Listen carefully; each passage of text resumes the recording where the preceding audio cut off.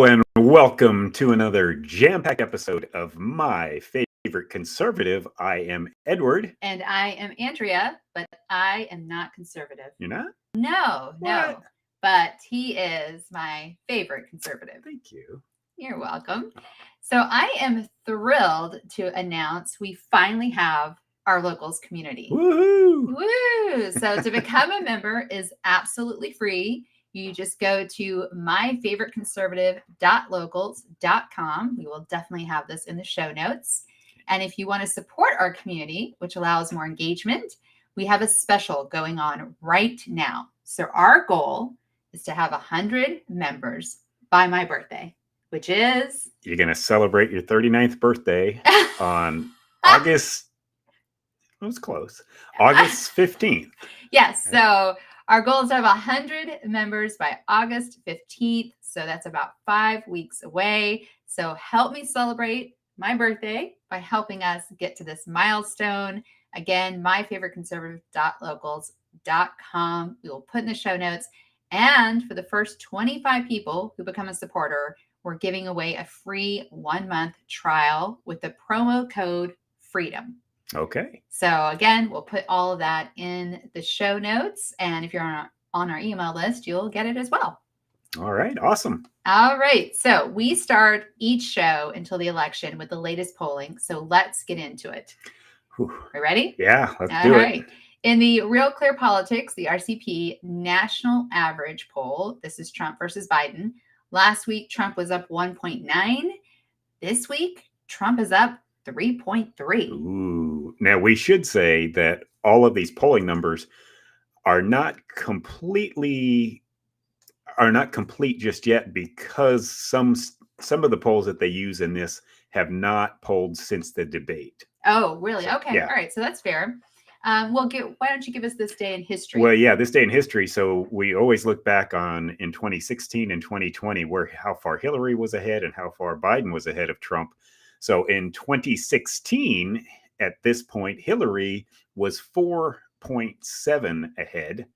And in 2020, Biden was 8.7 ahead. So yeah, little reversal. So now Trump is up 3.3. So that should be a little writing on the wall. But I'm going to say, especially when it came to Hillary, the polls were completely wrong. Correct. They were 100%. Absolutely wrong. So, all right, let's get to the battleground states. Let's do it. Let's start with Pennsylvania, which is where the Biden is campaigning right now in Pennsylvania, because he's really worried, because last week Trump was up 2.8. This week he is up 4.5. Oops. Pennsylvania. In Pennsylvania. Yep. All right, let's go to the Southeast, because I think this is kind of fascinating. So last week in North Carolina, Trump was up 6.7. He is still up, but he has gone down to 5.8. However, that's still outside the margin of error. Yes, of course.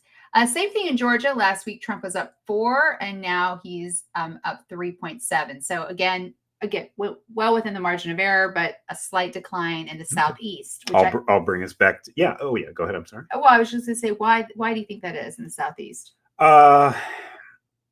I don't know. I don't know whether they don't have the complete results of the polls, like we said earlier. Okay.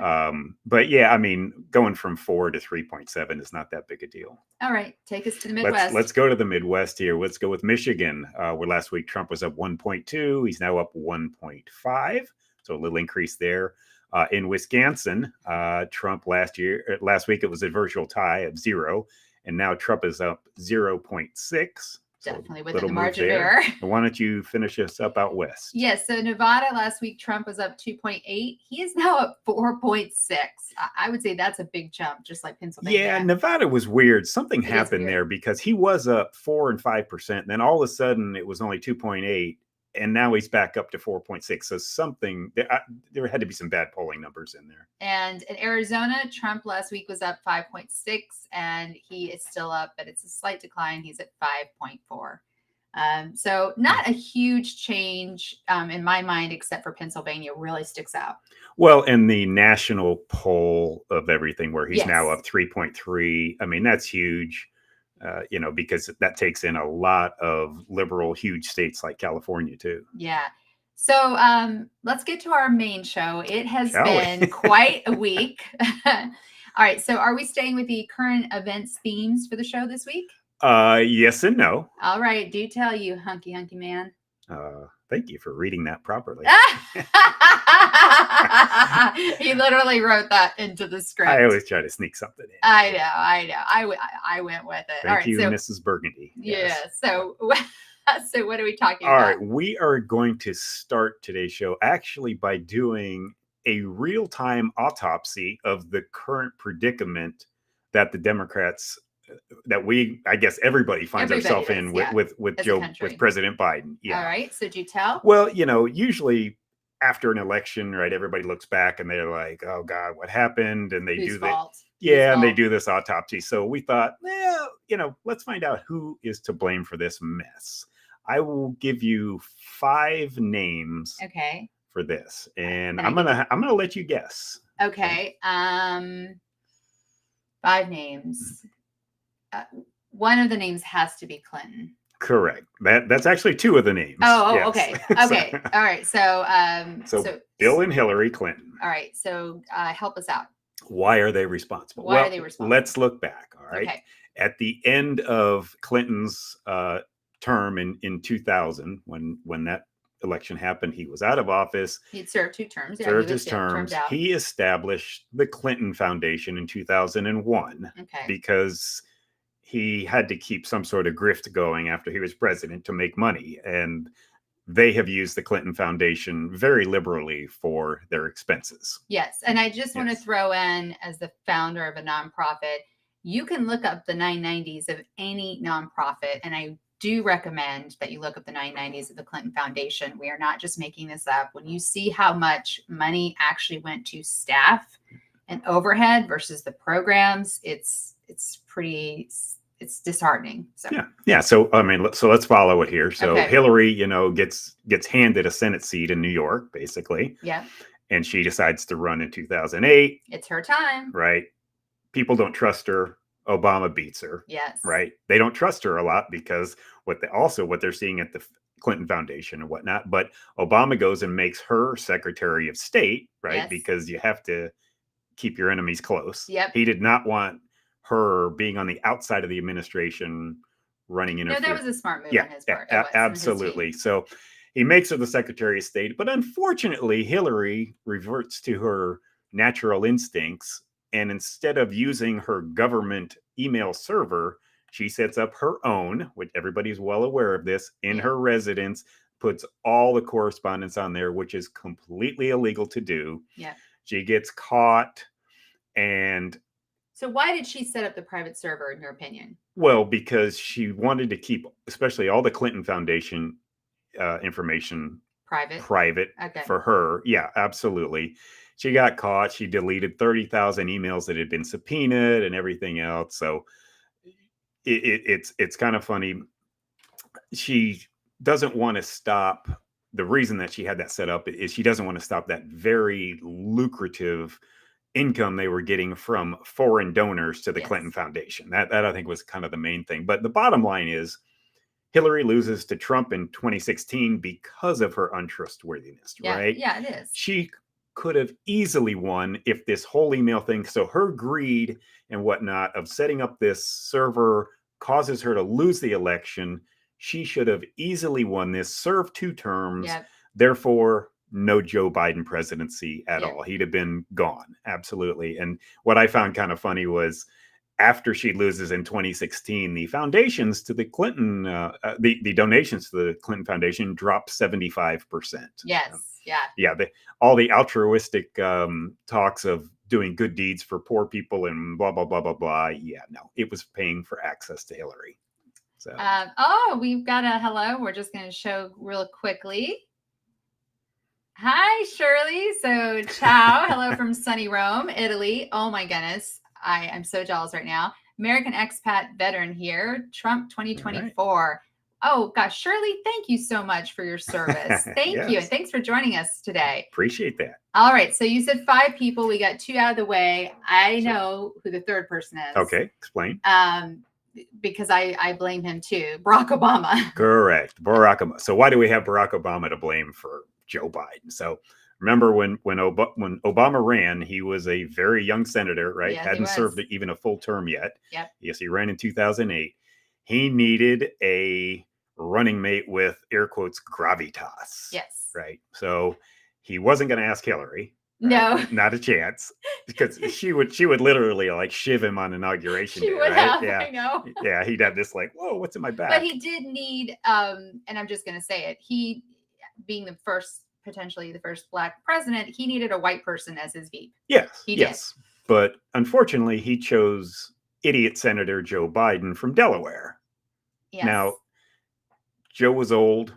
He wasn't that bright, but he'd been around forever. Okay. And he really didn't pose a threat to Obama.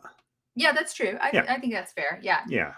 So yeah, go ahead. I was going to say, so the bottom line on Obama is he should have never chosen Joe Biden to be a heartbeat away from the presidency. He knew if something were to happen to him, Joe Biden would not have the acumen to be president. And so now Biden is neither smart and well, Biden's always been stupid, but now he's stupid and senile. Yeah, okay, all right. Combination there. I know who one of the people is. She better be on this list because I blame her. She's not. We're going to talk about Joe Biden, right? At times, let me go to person number 4 out of our 5. Can you give me a hint? Congressman, South Carolina. There's a lot of them. So. Okay, tell us. All right, James Clyburn. Okay, why do you blame James? James Clyburn is a 15-term Democrat senator, Republican Democrat member of the House of Representatives from South Carolina, and he is a Black man. Need term limits. I'm just saying for everybody.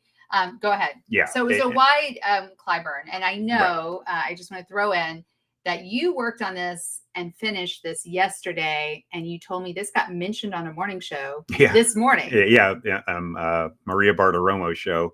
Yeah, they brought this up with James Clyburn too. Okay, so tell us why. Let's the backstory is in 2020. Okay. Right, Joe Biden's running for president in the primaries, in the Democrat primaries. Okay. All right.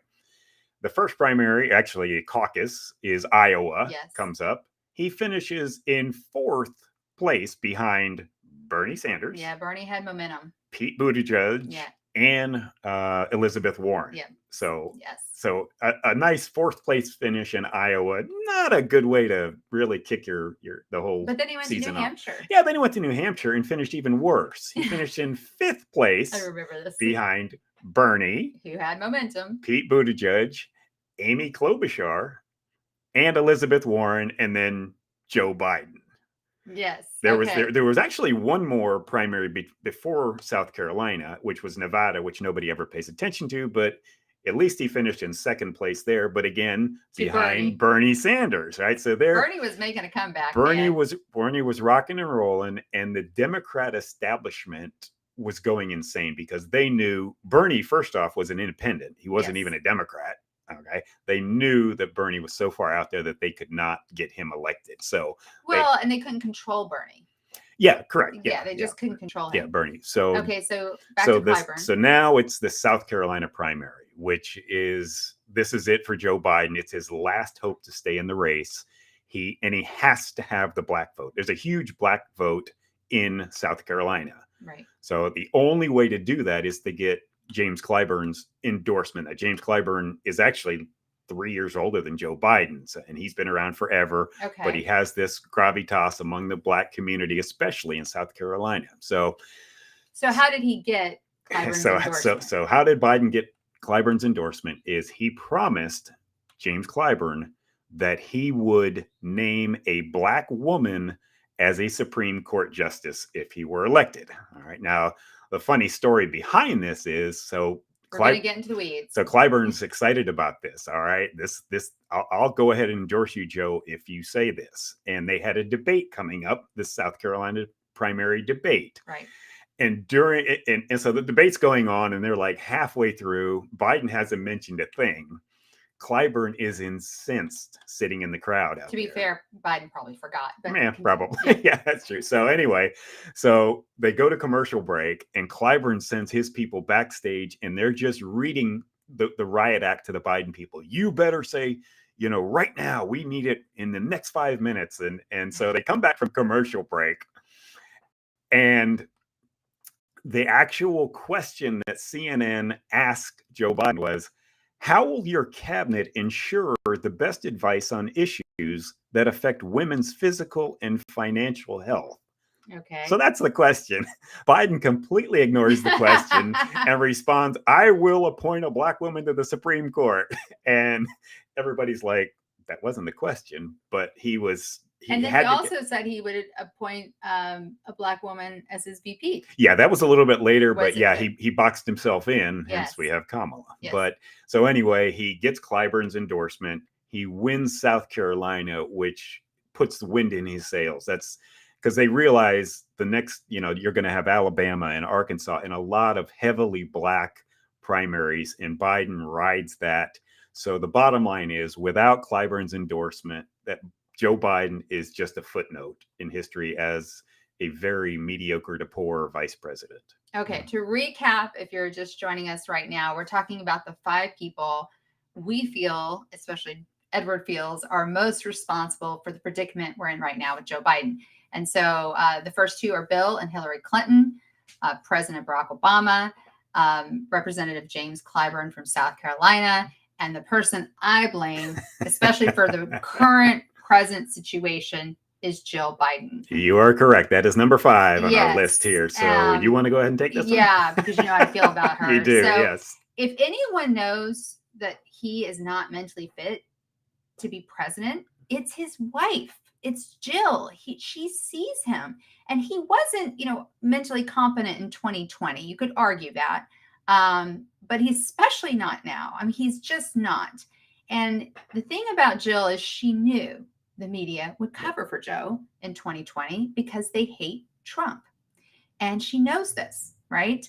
But she is also, I feel, she is showing her true colors. She is so freaking power hungry, and her husband's health be damned. We talked a little bit about this, or quite a bit about this last week. I feel it's 100% elder abuse. I really, really do. And she knew, Jill, that if he did not run in 2020, let's say Biden had just said, I'm done, let the next crop of people come up, the Biden family business would be over. Yeah. There are too many people in the Biden family, like way too many to name, that make money off that name. Yeah. By the way, what is the family business? His name. His name. That's it. That's it. Right. Yeah. And what we've heard recently, just in the last day or so, is the person really pushing for Biden to stay in this race is not as much Jill as it is Hunter. Because Hunter won't have a job. Let's be honest. Yeah. Hunter is worthless in terms of making money, anything. Everybody knows his problems, but he realizes if Dad gets booted out of the race, he's in trouble. He's got nothing. He's got a conviction. He's now a convicted felon, of which he will be pardoned, even though Joe Biden says, I will not pardon my son. I guarantee you he will. Of course he will. And the money dries up. Yeah. It completely dries up. Is anybody going to pay Joe Biden, $10 million to write a book? Well, maybe not now. No. But the bottom line this one is, it's Jill's lust for power. It's her greed and her insecurities have completely overridden what should have been a protective spouse. I mean, that's your job, is to protect your spouse. And I don't think history is going to look kindly on Dr. air quotes, Jill Biden. Correct. I'm 100% agreement on that. All right. So we know who the 5 people are. Now let's talk about this next segment that we feel like a lot of people might have missed because they dropped it on a Friday afternoon on the 4th of July weekend. President Biden gave George Stephanopoulos an interview on ABC. ABC. Yeah, ABC. Again, Friday, this past Friday. So go ahead. Well, I find it interesting. The interview was originally, it was going to be done on Friday. They were going to show it on George's Sunday show. Right.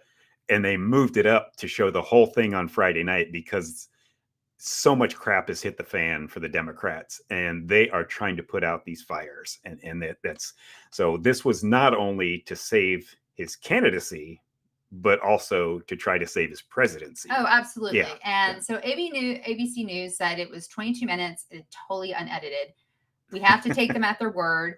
And we watched it. And by the way, and it did seem unedited. I will say that. Yeah. What I noticed right off the bat was he had on more makeup than he had on during the debate. Like he almost had that sort of like fake. Who was that actor? He went to the Trump orange. Oh yeah, it was thing. like a fake tan. Well, I was going there. Who was that actor who's known for having that tan? Was it George Hamilton? Yes, that's what I thought it was.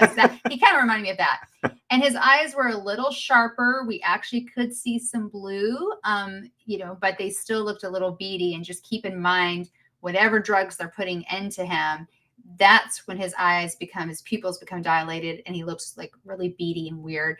So right off the bat, I was looking at his appearance, and again, so more makeup and eyes a little sharper, perhaps fewer drugs. What was your takeaway? Well, it was George Stephanopoulos, who was a Clinton operative for many years, right? So it was a question, was George going to throw softballs, or was he given instructions to take him out? Yes. To go for the kill with the questions. Yes. And I was a little surprised. He asked tougher questions than I expected. Now, the Democrats are famous for, they would ask a tough question, the person would filibuster, and the Democrat would filibuster and answer. Yeah, Obama was the king of this.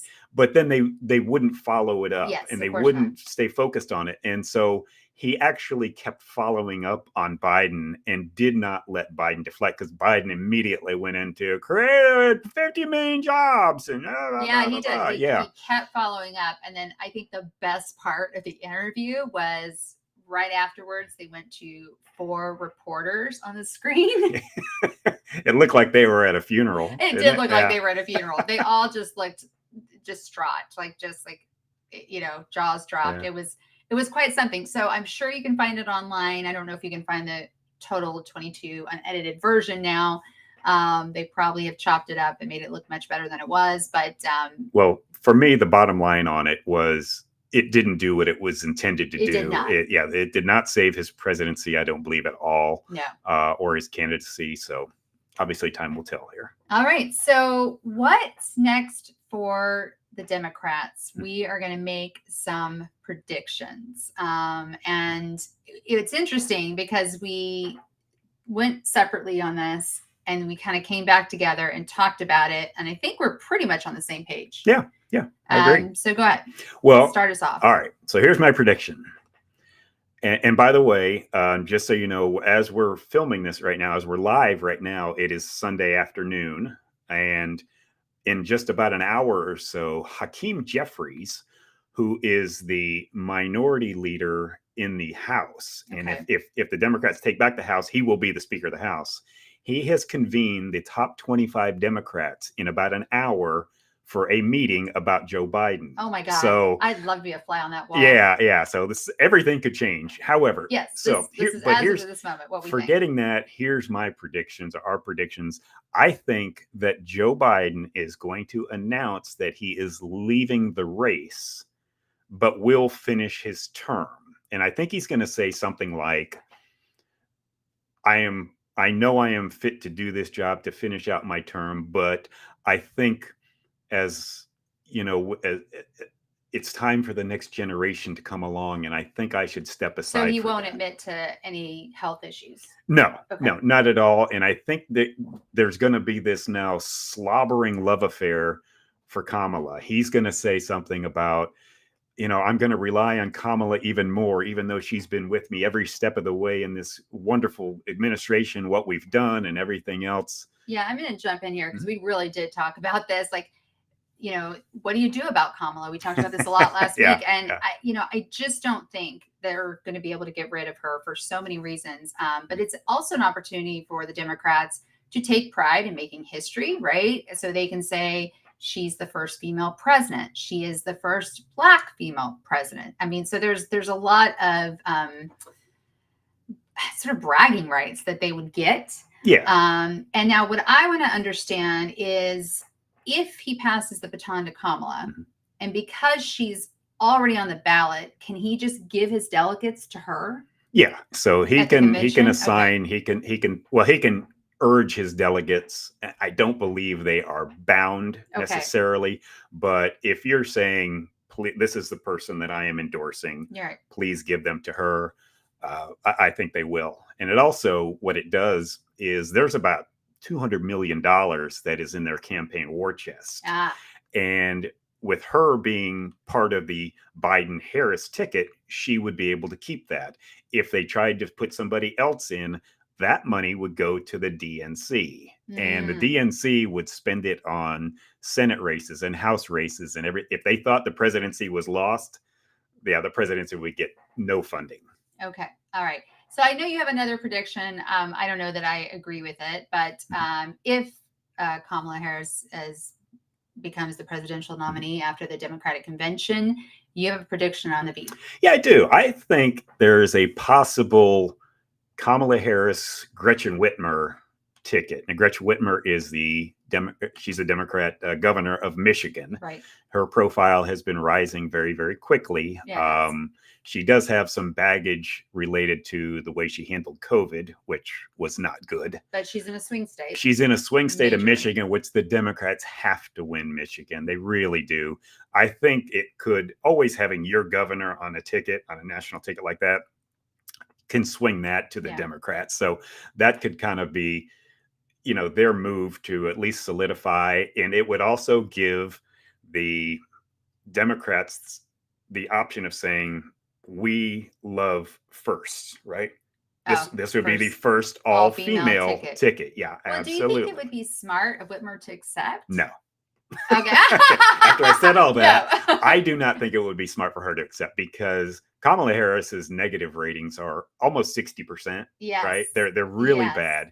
So would she be willing to sit behind Kamala for possibly 8 years? Because once you get a Black woman president, it was just like Obama. Are you going to kick him out of office after only 4 years? The media would be completely on board with, pumping her up and not making her look as bad as she normally is.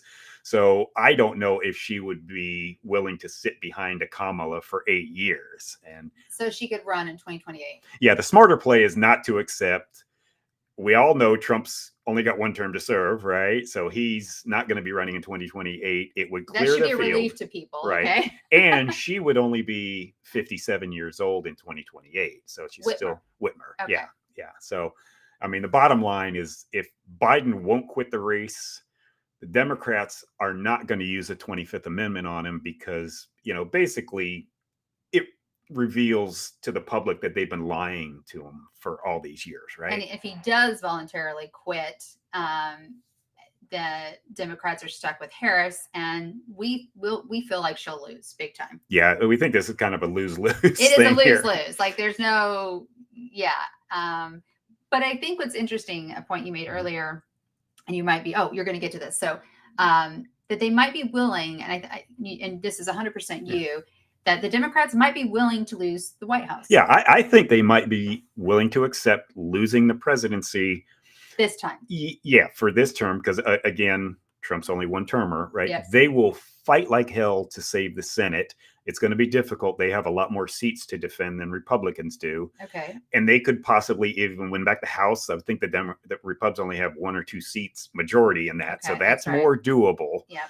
That way they can derail any Trump legislation, along the way and they only have to do it for 4 years because they know he's, out. But my question is, and we'd love feedback from you people out there, absolutely. Is if the Democrats keep the House, what's the over-under on how many times they're going to impeach Trump? What do you mean by over-under?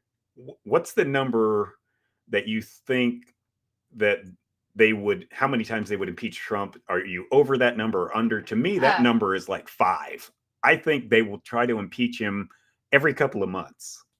I still don't get your over-under. All right. So let's say 5 is the number that I think that they're going to impeach Trump 5 more times. That would give him a 7-time impeachment, by the way. Yeah. But do you think in the next 4 years, if Trump wins, the Democrats win the House, they would impeach him less than 5 times or more than 5 Oh, I times. see. I see. Okay. You're doing like this weird Price is Right thing on me. All right. There you go. I would say more than 5, actually. Really? Yeah. Wow. I would. Yeah. Okay. But I do want people to remember Trump only has one term left to serve. Yeah. That's all.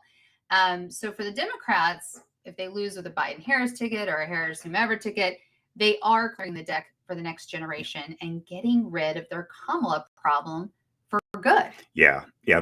There have been focus groups that have been set up, especially with Black women, and they are 100% behind Kamala. And Yes. they warn the Democrats, if you leapfrog over her with a white male, especially, God forbid, you will be toast, absolute toast. So, basically, Trump finishes out his next term in 2028.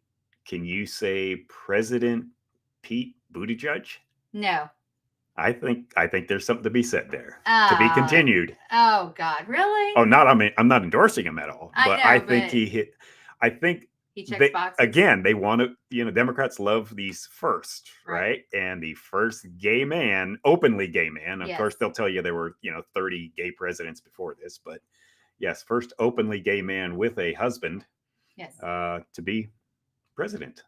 Okay. I am not going to make that prediction at this time. Okay. But I do think when you just objectively, when you take a step back and you look at Republicans versus Democrats, and let's take Trump and Biden completely out of the equation there.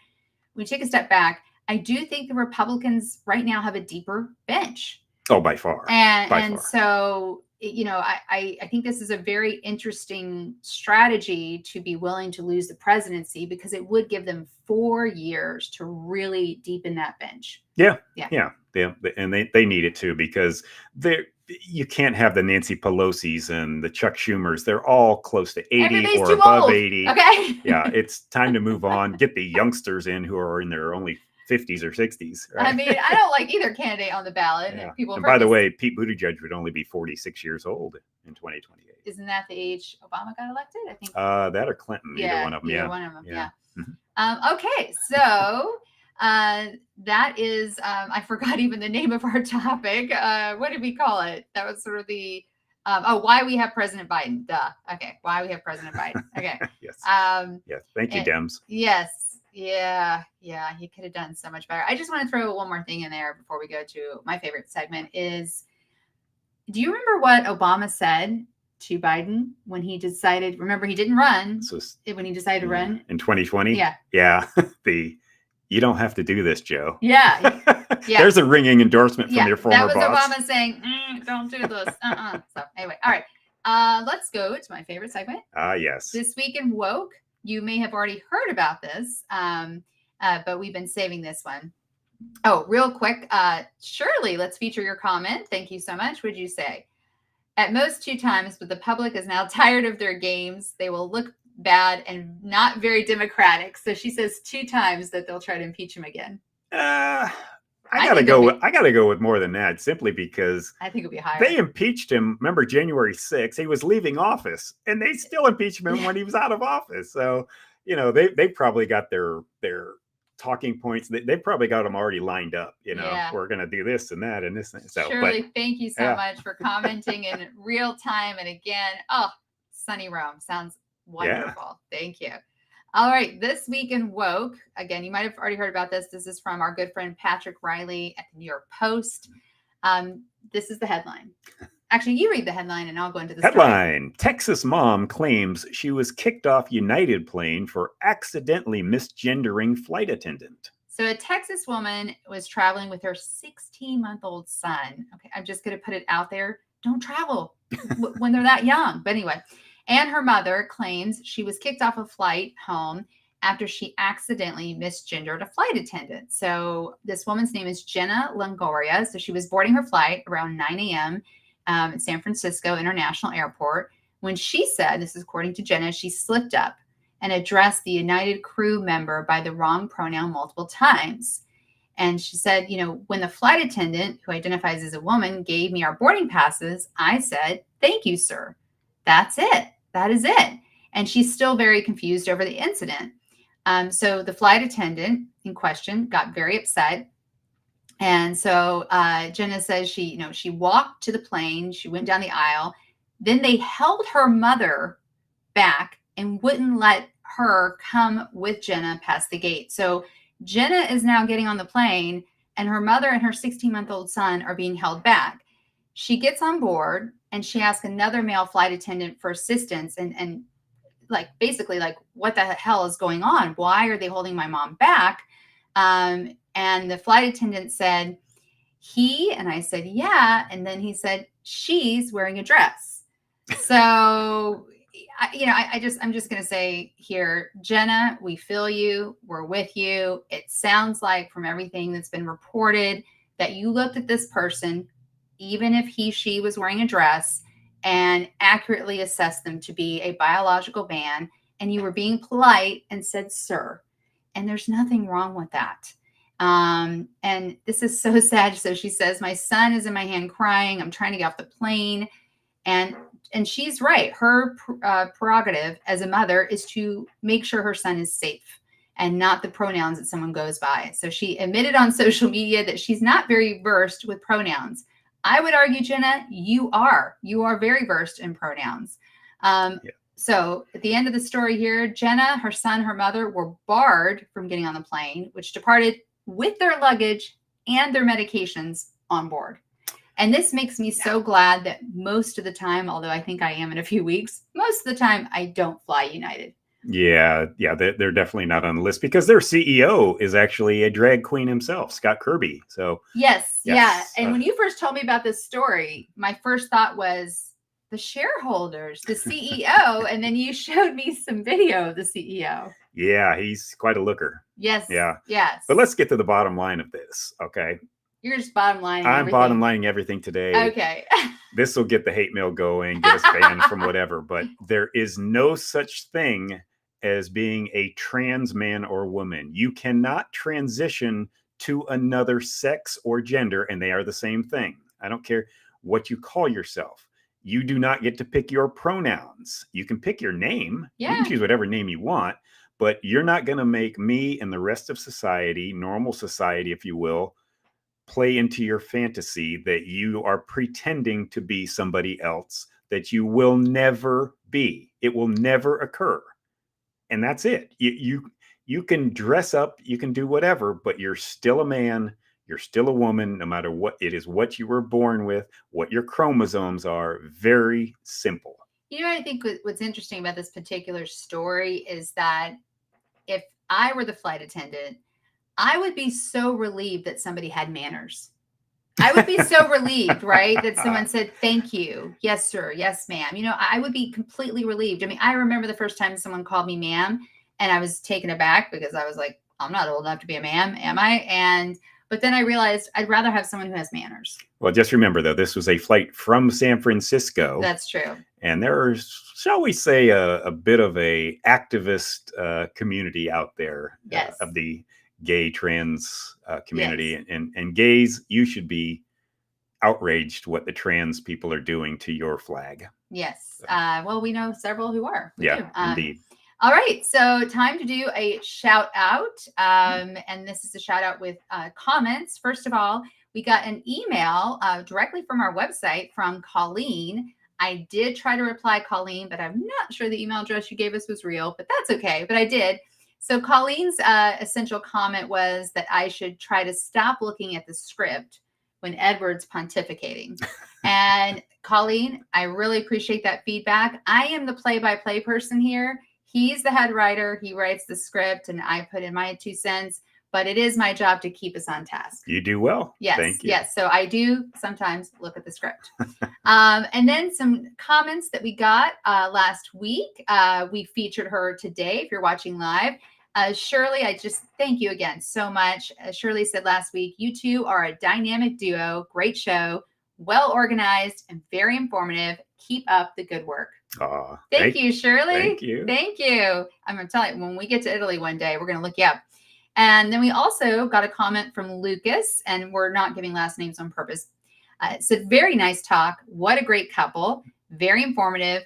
Let's see, too, with some in-depth analysis that wasn't covered on many channels. So last week, we did a really in-depth show on the substance of the debate, not just on President Biden's health decline. So we've fooled at least 2 viewers. Hey, Sweet. what do you mean by that? Come on. No, thank you so much for the comments. And the great thing is with our new locals community, it makes it a lot easier to comment, to post and whatnot, right? Yes, yes, I will get to that. So, all right. Oh, Shirley, we're going to show your comment right now. Speaking, so she says, okay, maybe 3 times, but in the end, they will only waste time and resources and always lose. Like Wile E. Coyote. Wile E. Coyote. I love it. Oh, Shirley, you are taking me back. Bringing back some Roadrunner. Oh, gosh. I don't know why I watched that, because I was like, the Roadrunner always wins. Like, always. Every time. It's in the theme music. It is. Roadrunner's always going to win. Yeah. Yes. Thanks again so much, Shirley. And thank you for joining us today. Please follow us on all social media channels. We are live most Sundays, including next Sunday at 10 a.m. PST, 1 p.m. Eastern Standard Time. We stream live on YouTube, Rumble, LinkedIn, X, and Facebook. And like Shirley today, if you're watching us in real time on YouTube, you can comment directly on the show. I'm not sure you can do that on every single channel. If you're listening to the podcast, which always drops on Monday, so tomorrow morning, please be sure to rate, review, and subscribe to our podcast, available wherever you're listening right now. And just to recap on our locals community, we are so excited, and we are going to put this in the show notes. Membership is free. It's myfavoriteconservative.locals.com. That's myfavoriteconservative.locals.com. And if you want to support the community, we have a special promo code for the first 25 members. We have a free trial to support the community. And that promo code is FREEDOM. Freedom for the next. Freedom. Yeah. I like it. Freedom. That's a good one. Yes. So learn more. And as always, you can reach out to us just like Colleen did at myfavoriteconservative.show. That's myfavoriteconservative.show. Join us next week, because we could have a new administration, a new president. We could. Yeah, absolutely. Never thought I'd be saying that like in the middle of a campaign, but because that meeting is going on right now. Correct. Yes, right now with the House Democrats. So who knows? We'll be tuned. back.